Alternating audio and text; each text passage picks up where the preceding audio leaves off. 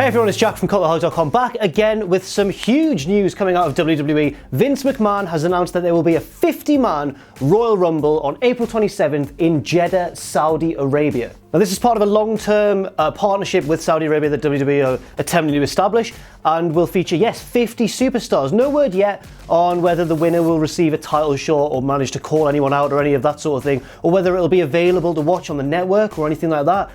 But it's certainly a very exciting development and a very big development. There have obviously been 40-man Rumbles in the past, or one 40-man Rumble in 2011, which was won by Alberto Del Rio, and there was a 20-man Rumble, the first ever Royal Rumble pay-per-view in 1988. But this is the first time that there have been 50 men in one Royal Rumble match. Several huge names have already been confirmed for the match, including John Cena and Shinsuke Nakamura, so it's not just going to be full of mid-carders, although it will kind of be full of mid-carders as well, because there's just so many people that have got to get involved. But it's very different, it's a very bold step by WWE, and hopefully it'll go down very, very well indeed. That's April 27th, I think that's a Friday.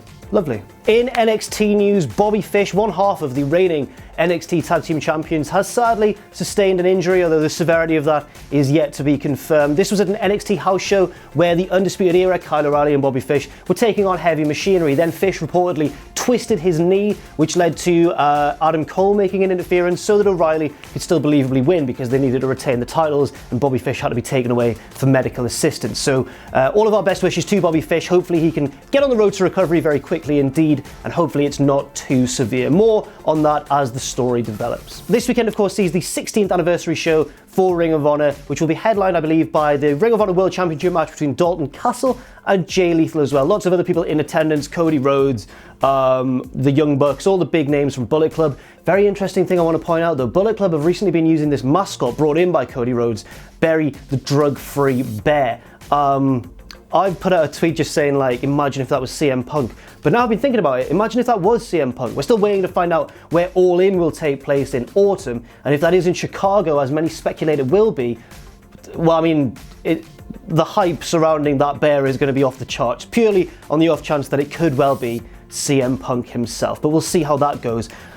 Maybe it'll just be Ellsworth, and it's a big thing to get heat on Cody. In fact, now that I've suggested that, that could be true as well. And finally, according to PW Insider, big Ronda Rousey is in Milwaukee, Wisconsin, where Raw is taking place tonight, and she will, apparently, the plan is that she will play a part in the show. She's not just there hanging out backstage as part of the team, she will apparently be on the show itself. It'll be very interesting to see what develops in the storyline between Ronda and Kurt Angle on one side of things, seemingly, and Triple H and Stephanie McMahon on the other side. Of course, the big rumor is that it's going to lead to a mixed tag match, a mixed tag showdown at WrestleMania 34 in New Orleans, Louisiana. So that's all the news for now. Thank you very much for watching this video. I've been Jack from cultaholic.com. You can check out our Patreon, patreon.com/cultaholic. You can follow me on Twitter, @JackTheJobber. You can follow all of us at Cultaholic. And one last thing, never ever forget, of course, to join us.